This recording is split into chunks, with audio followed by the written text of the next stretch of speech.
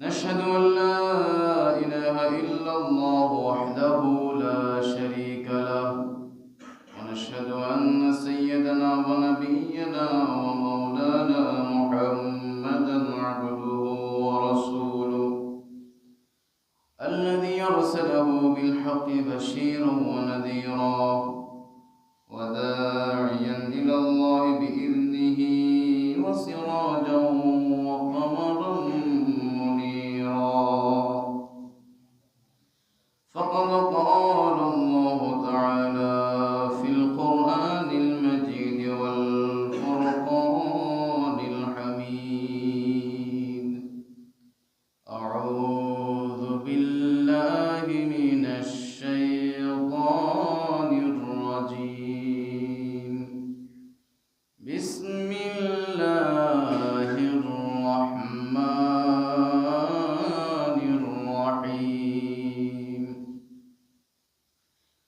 سبحان الذي أسرى بعبده ليلا من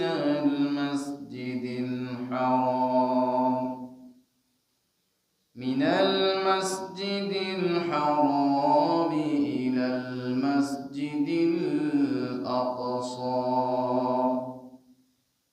الذي باركنا حوله لنريه من آياتنا إنه هو السميع البصير. أيضا قال تعالى في شان حبيبه ومحبوبه تعظيما له وتشريفا إن الله وملائكته يصلون على النبي يا أيها الذين آمنوا صلوا عليه وسلموا تسليما. صلى الله على سيدنا محمد. اللهم صل على مولانا محمد وعلى آل سيدنا يا رسول الله حبيبي خالق के तातुई बरगोज़ीदा ज़ुल्जलाले पाक में हम तातुई अल्लाहुम्मा सल्ले अला मौलाना मुहम्मद वअला आलि सय्यिदना मौलाना। आने वाला है महबूब मेरा, आने वाला है महबूब मेरा, अर्श कुर्सी फरिश्तों सजाओ, सर्द कर दो जहन्नम की आतश, सर्द कर दो जहन्नम की आतिश, और जन्नत का दुल्हन बनाओ। आने वाला है महबूब मेरा, आने वाला है महबूब मेरा, अर्श कुर्सी फरिश्त सजाओ। उम्मे हानी के घर कम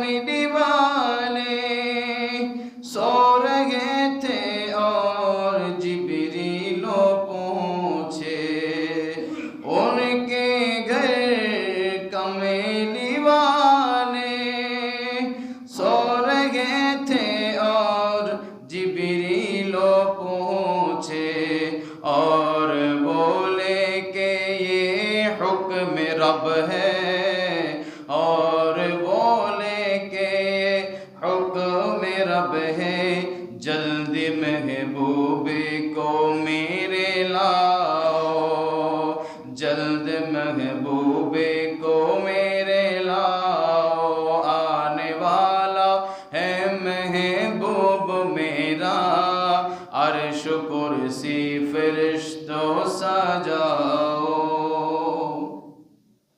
ख्वाब से जाग जिस वक्त सरवर, ख्वाब से जाग जिस वक्त सरवर, बोले जिब्रील अर्श को झुका कर, आज मिलने को बेचैन रब है, आज मिलने को बेचैन रब है, हसरत दीदे आका मिठाओ, आने वाला है महबूब मेरा, अर्श कुर्सी फरिश्तों सजाओ। साए अर्श मुअल्ला के खातिर, ऐ सवारी को बोरा को हाजिर, साए अर्श मुअल्ला के खातिर, ऐ सवारी को बोरा को हाजिर, आज खुश है खुदा आसमां पर, आज खुश है खुदा आसमां पर, जाओ और उम्मत को बख्शाओ, जाओ और उम्मती बख्श लाओ, आने वाला है महबूब मेरा, अर्श कुर्सी फरिश्तों सजाओ। घर से जिस दम चले कमली वाले, होर गिलिमा लगे नाते पढ़ने, घर से जिस दम चले कमली वाले, होर गिलिमा लगे नाते पढ़ने, आके नूरे खुदा आसमां पर, आके नूरे खुदा आसमां पर, हम मलाइक की किस्मत जगाओ, आने वाला है महबूब मेरा, अर्श कुर्सी फरिश्तों सजाओ, सर्द कर दो जहन्नम की आतिशी, और जन्नत को दुल्हा बनाओ, आने वाला है महबूब मेरा, अर्श कुर्सी फरिश्तों सजाओ। मरहबा, अल्हम्दुलिल्लाह, वस्सलातु वस्सलामु अला रसूलिल्लाह। उपस्थित সম্মানিত আমার মুসলিম কেরাম, পরম শ্রদ্ধাভাজন মুরব্বিন আযম, সমবয়সী যুবক ভাইয়েরা, পর্দানশীন মুস্তুরাত খাওয়াতিন আমার মা বোনেরা, আসসালামু আলাইকুম ওয়া রাহমাতুল্লাহি তাআলা ওয়া বারাকাতুহু। মহান আল্লাহ রাব্বুল আলামিন আহকামুল হাকিমের দরবারে অসংখ্য শুকরিয়া জ্ঞাপন করছি যে মহান আল্লাহ রাব্বুল আলামিন আহকামুল হাকিম আমাদেরকে আজ মাহে রজবুল মুরাজ্জব মাসের তৃতীয় জুমা আদায়ের উদ্দেশ্যে আল্লাহর ঘর জামে মসজিদে এসে হাজির হওয়ার তৌফিক দিয়েছেন। ওই আল্লাহর দরবারে প্রত্যেককে শুকরিয়া দেন, বড় আওয়াজ বলে আলহামদুলিল্লাহ, একটু বড় করে বলি আলহামদুলিল্লাহ। সাথে সাথে লক্ষ কোটি গুণ দরুদ সালাম রাসূল কায়নাত ফখরে মওজুদাত নূরে মুজাসসাম শফিউল মুযনিবিন রাহমাতুল আলামিন নবী আহমদ মুজতবা মুহাম্মদ মুস্তাফা সাল্লাল্লাহু আলাইহি ওয়াসাল্লামের কদম পাকে।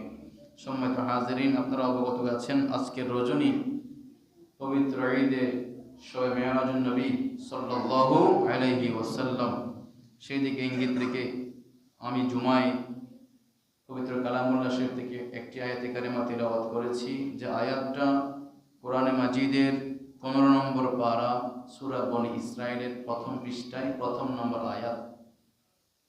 রব্বুল আলামিন হাকিমুল হাকিম ইরশাদ করেন, বিসমিল্লাহির রহমানির রহিম, সুবহানাল্লাযী আসরা বি'আবদিহি লাইলাম মিনাল মাসজিদিল হারাম ইলাল মাসজিদিল আকসা الذي باركنا حوله لنريه من آياتنا إنه هو السميع البصير। উচ্চ আওয়াজে বলুন সুবহানাল্লাহ। রব্বুল আলামিন আহকামুল হাকিম পরবর্তীকার আয়াতের শুরুতে সুবহান শব্দ উল্লেখ করেছেন। আমি আয়াতের ব্যাখ্যার দিকে যাওয়ার আগেই আমি এই লাইলাতুল মেরাজ, মেরাজুন নবী পালন করা, মানা, এটার ব্যাপারে একটু আপনাকে ইঙ্গিত করবো। আপনারা আমার দিকে দেখবেন, মনোযোগ আমার দিকে থাকবে। মেরাজের ঘটনা, আল্লাহর নবী সাল্লাল্লাহু আলাইহি ওয়াসাল্লামের সাথে যে মেরাজ ঘটিত হয়েছে, এটা মানার হুকুম। কোরআনে হাকিমের মধ্যে আল্লাহ অর্ধেক নাজিল করেছেন মেরাজের বিষয়ে, আর বাকি অর্ধেক আমার দয়াল নবী হাদিসের মধ্যে বর্ণনা করেছেন। কোরআন মাজিদের মধ্যে মেরাজের ঘটনা আছে জমিনের ব্যাপারে। আমার নবী মক্কা শরীফ থেকে বাইতুল মুকাদ্দাস অথবা মসজিদে আকসাও বলা হয়, বাইতুল আকসা, যেটা ফিলিস্তিনের জমিনে, এই সফরটুকুর কথা আল্লাহ কোরআনে পাকের মধ্যে সরাসরি আয়াত নাজিল করেছেন।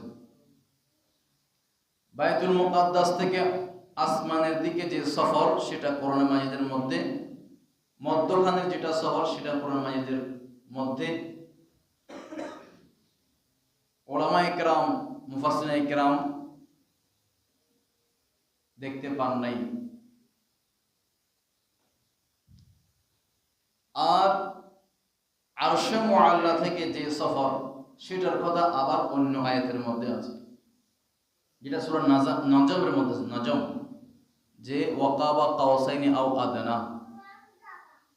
তাহলে এই কোরআনে মাজিদের যে আয়াত, এই আয়াতের হুকুম না মানলে, অস্বীকার করলে কাফের হয়ে যাবে।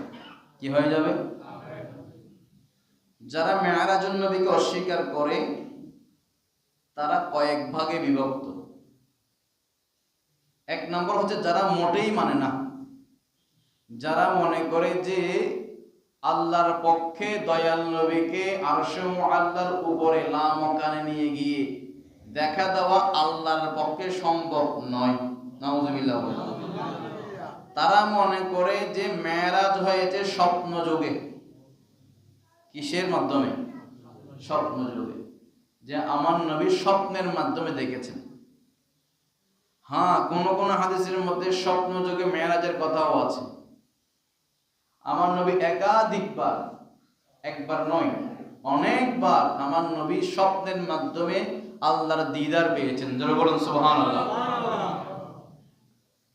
এটা আমার নবীর জন্য অস্বাভাবিক কোনো ঘটনা নয়, নবীর জন্য স্বাভাবিক বিষয় আল্লাহকে স্বপ্নের মাধ্যমে দিদার পাওয়া। এটাতে আশ্চর্য হওয়ার কিছু নয়। এখন যদি আমি বলি যে গতকালকে রাত্রে স্বপ্নের মাধ্যমে আমি আমেরিকা গিয়েছি, অসম্ভব কিছু? আপনারা আশ্চর্যান্বিত হবেন না? দেখো, স্বপ্নে আমেরিকা যাইতেই পারে, স্বপ্নে আমি মক্কায় মুকাররমায় গিয়েছি, স্বপ্নে আমি মদিনা শরীফে হাজির দিয়েছি, এটা মেনে নেওয়া সহজ। কিন্তু আমি তো বলি গতকালকে আমি আমেরিকায় ছিলাম, আজকে সকালে আসছি, তাও আপনারা বিশ্বাস করবেন না। হুজুর, এটা কিভাবে সম্ভব? যাইতেই তো একদিন চলে যায়, আপনি আসবেন কোত্থেকে? তখন আপনারা আশ্চর্যান্বিত হবেন, না এখানে কোনো অলৌকিক বিষয় আছে। অনুরূপভাবে যখন আমার নবী মেরাজের ঘটনা বললেন, স্বপ্নযোগে হলে কাফেররা আশ্চর্যান্বিত হতো না। কারণ কাফেররা নবীকে না মানলেও মনে মনে এটা জানতো যে আমার নবী আল্লাহর পক্ষ থেকে এসেছেন, এটা জানতো। কিন্তু ক্ষমতার লোভে, নিজের ইজ্জত সম্মান, আমি যদি ওনাকে মানতে যাই আমার ক্ষমতা চলে যাবে, আমি ছোট হয়ে যাব, অহংকার অন্তরে থাকার কারণ নবীকে নবী হিসেবে মেনে নেয় নেই। কিন্তু মনে মনে জানতো আমার নবী যে হক। তাহলে কাফেররা আশ্চর্যান্বিত হয়ে গেছে এই কারণে যে এটা সশরীরের মেরাজ আল্লাহ ঘটিয়েছেন। জোরে বলুন সুবহানাল্লাহ। এই জন্য আয়াতের শুরুতে আল্লাহ রাব্বুল আলামিন সুবহান শব্দ উল্লেখ করেছেন। সুবহানাল্লাহ শব্দ বলা হয় যখন কোনো আশ্চর্যজনক ঘটনা শোনা হয়, আশ্চর্য বিষয়, যেটা অসম্ভব বিষয়, যেটা কল্পনা করা যায় না, এমন ঘটনা ঘটলে তখন সুবহানাল্লাহ বলে। আল্লাহ রাব্বুল আলামিন হাকিমুল হাকিমিন এই কোরআনের আয়াত দ্বারা মেরাজ সফর প্রমাণিত। অতএব কোরআন শরীফের বিরুদ্ধে গেলে সে আর ঈমানওয়ালা থাকবে না। এরপরে যেটা আসমানি সফর, আল্লাহ রাব্বুল আলামিন আমার নবীকে আসমানে নিয়ে গিয়েছেন, জান্নাত জাহান্নাম সবকিছু সফর করিয়েছেন। এই বিষয়গুলো হাদিসে মুতাওয়াতির বলা হয়, হাদিসের মাধ্যমে প্রমাণিত। হাদিস অস্বীকার করলে পথভ্রষ্ট হয়ে যাবে। কি হয়ে যাবে? অতএব এক কথায় যারা মেরাজকে অস্বীকার করে তারা হেদায়েতের উপরে আছে। এবার আসুন আয়াতে কারিমার নির্দেশনা। আল্লাহ রাব্বুল আলামিন আমাদেরকে ঘটনা বলছেন। দেখেন, আয়াত হচ্ছে আমার নবীর শানে। কার শানে? কিন্তু বলতেছেন এমন সূরার মধ্যে, সূরা তো অনেক ছিল, অনেকগুলো 113টি সূরা, কিন্তু আল্লাহ বাছাই করছেন সূরা বনি ইসরাইল। কোন সূরার মধ্যে আল্লাহ নবী শান মনে করতেছেন যে এখানে বনি ইসরাইল সম্পর্কে আছে। ইসরাইল মানে ইহুদি। তো আল্লাহ তাআলা নবীর শান বর্ণনা করছেন অন্য সূরাতে আছে যেটা বনি ইসরাইলীদের সূরা, সেখানে আমার নবীর শানও মান আছে।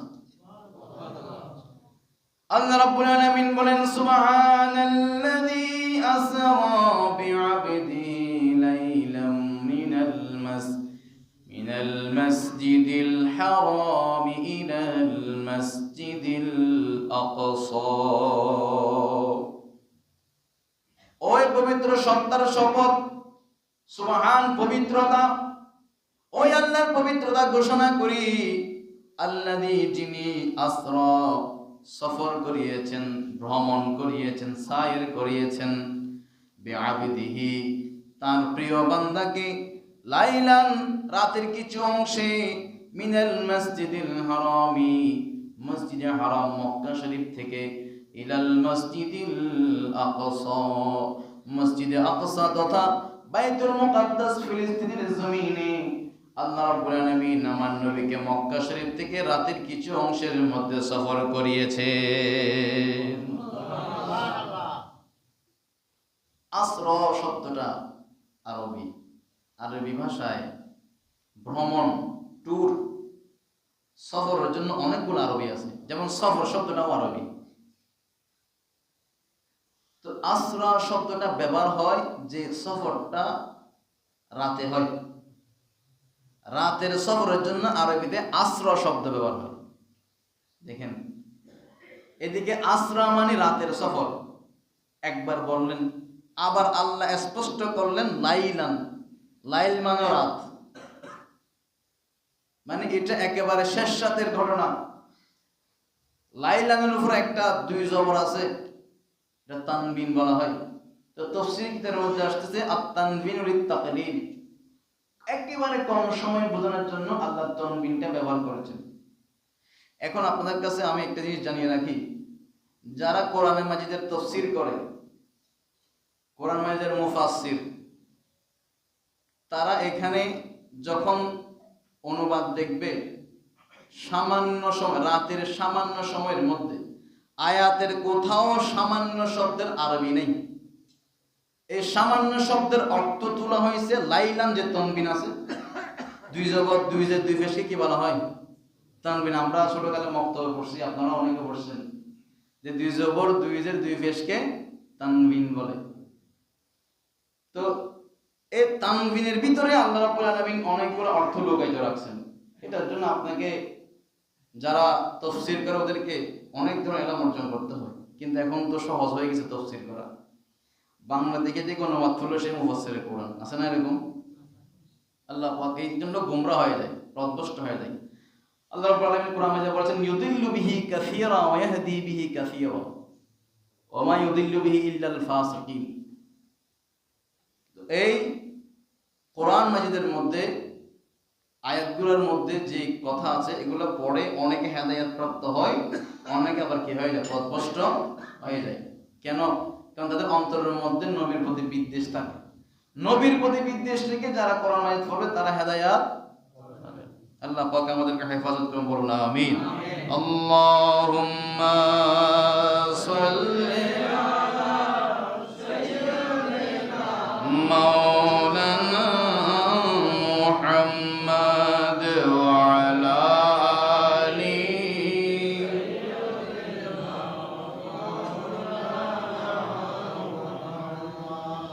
রব্বুল আলামিন এখানে বলেন আসরা, আমি সফর করিয়েছি, বিআবদিহি আমি আমার প্রিয় বান্দাকে। এখানে আল্লাহ আব্দুন কেন বললেন? অনেক ধরনের ব্যাখ্যা আছে। আল্লাহ চাইলে এখানে বিরসুলিহি বলতে পারতেন, আমার রসুলকে আমি সফর করিয়েছি, অথবা বিনবিহি, আমার নবীকে আমি সফর করিয়েছি বলতে পারতেন। আব্দুন কেন বললেন? আব্দুন শব্দ হচ্ছে বান্দা। আমাদের অনেকের নাম আছে আব্দুল্লাহ, মানে আল্লাহর বান্দা। তা আব্দুন কেন রাখলেন? আমার নবীকে আব্দুন শব্দ ধরে ডাকার কারণ কি? তাফসীরের মধ্যে আসছে, তাফসীরে মাযহারের মধ্যে বিআব্দি শব্দ বলার কারণ হলো আমার নবী চাইলেন, ও আল্লাহ, আপনাকে আমি রব রব বলে সব সময় আপনাকে আমি ডাকি, জিকির করি, আল্লাহ আল্লাহ বলে। আপনি আমাকে রাসূল এবং নবী স্বীকৃতি দিয়েছেন। আমি চাই আপনার জবানে, কুদরতি জবানে আপনি আমাকে আব্দুন বলে, বান্দা বলে ডেকে আমার সাথে আমার উম্মতের একটা মহব্বত পয়দা করে দিবে। আল্লাহ রাব্বুল আলামিন নবীকে এত মুজিজা দিয়েছেন, সমস্ত নবী রাসূল 1,24,000 কিংবা মতান্তরে 2,36,000 নবী রাসূলকে আপনি যত মুজিজা, যত ক্ষমতা আপনি আল্লাহ দিয়েছেন, আমি একা নবীকে তত মুজিজা ক্ষমতা আপনি দিয়েছেন। আমার সাহাবায়ে কেরাম যখন আমার পাশে বসা থাকে, আপনার সৃষ্টির গাছ, আপনার সৃষ্টির পশু পাখি সবাই এসে আমি নবীকে সেজদা করে, আমি নবীকে সালাম দিয়ে সেজদায় পড়ে যায়। আমি আল্লাহ রাব্বুল আলামিন ওয়া কামুল হাকিমিন, আমি আপনার নবী এবং রাসূল। কিন্তু এর আগে ঈসা আলাইহিস সালামকে আপনি পাঠিয়েছেন মুজিজা দিয়ে। মৃত ব্যক্তিকে ধরলে মৃত ব্যক্তি জীবিত হয়ে যেত, হুকুম করলে জীবিত হয়ে যেত। সুবহানাল্লাহ, সুবহানাল্লাহ। ঈসা আলাইহিস সালাম কবরস্থানে গিয়ে যাকে ইশারা করতেন সে কি হয়ে যেত? জীবিত হয়ে যেত, জিন্দা হয়ে যেত। এটা দেখে, মরাকে জিন্দা করা দেখে অনেক খ্রিস্টান ঈসা আলাইহিস সালামকে আল্লাহ বলে ফেলছে। ধরে বলুন নাউযুবিল্লাহ। যিশু পুত্র খ্রিস্ট, অনেকে ঈসা আলাইহিস সালামকে আল্লাহর পুত্র বলতেছে। আল্লাহর কোন ছেলে আছে? কথা বলেন, আছে? নাই। আল্লাহর কোন সমকক্ষ কেউ নাই। লাম ইয়ালিদ ওয়া লাম ইউলাদ ওয়া লাম ইয়াকুল লাহু কুফুয়ান আহাদ। আল্লাহর ছেলেও নাই, মা বাবাও নাই, আল্লাহর খালেকও নাই, আল্লাহর সমকক্ষ কেউ নাই। আমার নবী বলেন, ওগো আল্লাহ, ঈসা নবীকে আপনি যেভাবে মৃত ব্যক্তিকে জীবিত করার ক্ষমতা দিলেন, কোন ধবল রোগী, সাদা রোগী মানুষকে উনি হাত বুলিয়ে দিলে সাথে সাথে সুস্থ হয়ে যেতেন। এইভাবে অসংখ্য মুজিজা দিয়েছেন, যেসব মুজিজা দেখে তার উম্মতেরা তাকে আল্লাহর পুত্র বলতে বাধ্য হয়ে গেছে, বলে ফেলছে। তারা শিরিক করে ফেলছে, মুশরিক হয়ে গেছে। ইয়া রাব, আপনি আমাকে আব্দুন বলে সম্বোধন করে দেন, যাতে আমার উম্মতেরা আমাকে কখনো আল্লাহ বলতে না পারে। আর জোরে বলুন সুবহানাল্লাহ। এখানে আব্দুন মানে দাস নয়। আবার অনেকে তাফসীর করে যে আব্দুন মানে দাস। এখানে আব্দুন, আল্লাহ আব্দুন বলেছেন, আমরা উম্মতরা বলতে হবে প্রিয় বান্দা। আচ্ছা, আল্লাহ রাসূলের চাইতে আল্লাহর কাছে আর কোন প্রিয় বান্দা, অধিক প্রিয় বান্দা আছে? আমার নবী তো আল্লাহর কাছে প্রিয় বান্দা। তো আব্দুন শব্দ বলে আল্লাহ আমাদেরকে শিরিক থেকে বাঁচিয়েছেন। আলহামদুলিল্লাহ বলেন। এই জন্য অন্য কোন শব্দ দ্বারা আল্লাহ রাব্বুল আলামিন নবীকে সম্বোধন করেন নাই। এই মেরাজের ঘটনা যখন উম্মতেরা জানতে পারবে, পরকে সেকেন্ডের মধ্যে মক্কা শরীফ থেকে বাইতুল মুকাদ্দাস যাওয়া, বাইতুল মুকাদ্দাস থেকে প্রথম আসমান, দ্বিতীয় আসমান, এইভাবে সিদরাতুল মুনতাহা ছেদ করে খোদার আরশ মুআল্লাকে নিচে রেখে লামকানে পৌঁছে গিয়েছেন, যাতে উম্মতরা আমার নবীকে খোদা বলতে না পারে। এই জন্য আল্লাহ বলেন, আসরা বিআবদিহি, আমি সফর করেছি আমার প্রিয় বান্দাকে, তোমরা তাকে খোদা মনে করিও না। লাইলাম মিনাল মাসজিদিল হারাম ইলাল মাসজিদিল আকসা, মসজিদে হারাম থেকে বাইতুল্লাহ থেকে বাইতুল মুকাদ্দাস পর্যন্ত কেন সফর করালেন? আল্লাহ বলছেন, আল্লাযী বারাকনা হাওলাহু লিনুরিয়াহু মিন আয়াতিনা। মসজিদে হারাম থেকে মসজিদে আকসা পর্যন্ত যত আল্লাহ রাব্বুল আলামিন যত সৃষ্টি আছে, যত বরকত আছে, আল্লাযী বারাকনা, আমি আল্লাহ বরকত মণ্ডিত করেছি, বরকত দিয়েছি এই জায়গার মধ্যে। বাইতুল্লাহ মক্কা শরীফ থেকে বাইতুল মুকাদ্দাস পর্যন্ত যে বরকতগুলো আমি আল্লাহ দিয়েছি, লিনুরিয়াহু মিন আয়াতিনা, আমি আমার মাহবুব নবীকে সেইগুলা সচক্ষে দেখার জন্য আমি সফর করালাম। নবীকে দেখানোর জন্য, হাবিব আপনাকে দেখানোর জন্য আমি সফর করিয়েছি। এখন প্রশ্ন, হুজুর রাতের বেলা কি দেখবে? রাতে কি দেখা যায়? কথা বলেন, দেখা যায়? আল্লাহ বলছেন আমি রাত্রে সফর করলাম আমার নবীকে এগুলো দেখানোর জন্য, দেখতে তো আলো লাগবে, রাতের বেলা কি দেখবে? আল্লাহ বলছেন না না, তুমি আর নবী তো সমান নয়। সুবহানাল্লাহ বলেন। নবী আর উম্মত সমান। এই জন্য আল্লাহ বলেন ইন্নাহু হুয়াস সামিউল বাসীর, আমার নবীকে তোমার মতো মনে করলে হবে না। ইন্নাহু, নিশ্চয় তিনি, হুয়াস সামিউল বাসীর, তিনি শুনেন এবং দেখেন। সুবহানাল্লাহ বলবেন না? এটা আশ্চর্য হওয়ার কি আছে? সবাই তো শুনে, সবাই তো দেখে না। তুমি দিনে দেখো রাতে দেখো না, আমার নবী দিনেও দেখে রাতেও দেখে। তুমি কাছ থেকে শুনো দূর থেকে শুনো না, আমার নবী কাছেও শুনে দূরেও শুনে। আল্লাহু আকবার। এই জন্য আমি রাতে সফর করিয়েছি। তো এই সফর করানোর অনেক উদ্দেশ্য আছে, সফরের শিক্ষা আছে। আমরা যেমন শিক্ষা সফর করি কিছু শিক্ষার জন্য, একটা প্র্যাকটিক্যাল একটা থিওরিক্যাল। বইয়ের মধ্যে অনেক পড়ছি, যখন প্র্যাকটিক্যাল সফর করবে তখন সেটা মনে থাকে বেশি। যাই হোক, সময় তো শেষের দিকে। ইনশাআল্লাহ আজকে এখানে বাদে মাগরিব থেকে পবিত্র মেরাজুন নবী সাল্লাল্লাহু আলাইহি ওয়াসাল্লাম মাহফিল হবে। সাথে আমাদের মাহফিলের মধ্যে হযরত গাউসে আযম মেজবানের কিবলা কাবা, তারপর খাজা গরিবে নওয়াজ রহমতুল্লাহ আলাইহি, ইমাম শেরে বাংলা রহমতুল্লাহ আলাইহি সহ আমাদের পূর্বপুরুষ যারা দুই থেকে ইন্তেকাল করেছেন প্রত্যেকের ইসারা সওয়াব ফাতিহা সহকারে অনুষ্ঠিত হবে। আপনাদের কাছে দাওয়াত দেওয়া হচ্ছে, আপনারা মাগরিবের নামাজ মসজিদে পড়বেন, মাগরিব পড়া পরে শুরু হবে ইনশাআল্লাহ। আল্লাহ পাক রব্বুল আলামিন হাকিমুল হাকিম আমাদের হাজিরি কবুল করুন, বলুন আমিন। সালাতুন ইয়া রাসূলুল্লাহ আলাইকুম,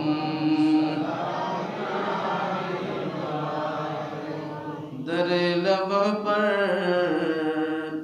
दरे नबी पर ये उम्र बेटे, वो हम पे लुत्फ़े दाम ऐसा, दरे नबी पर ये उम्र बेटे, वो हम पे लुत्फ़े दाम ऐसा, मदीने वाले मकामी,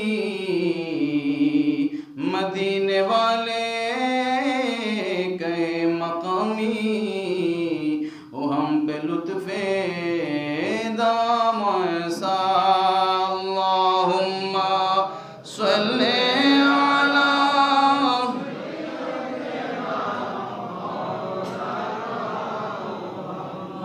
वअला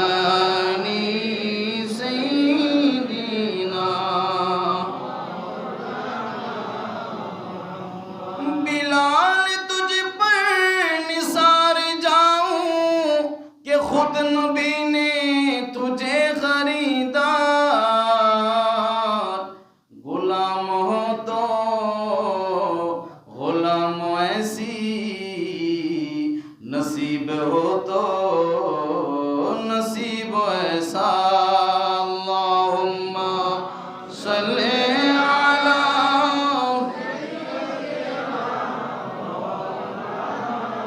मुहम्मद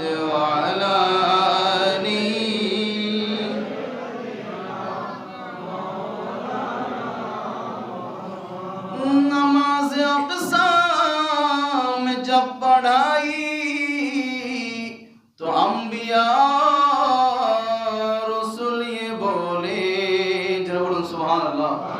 নামাজ আকসার মধ্যে 1,24,000 নবীর ইমামতি করেছেন আমাদের নবী। কাদের নবী?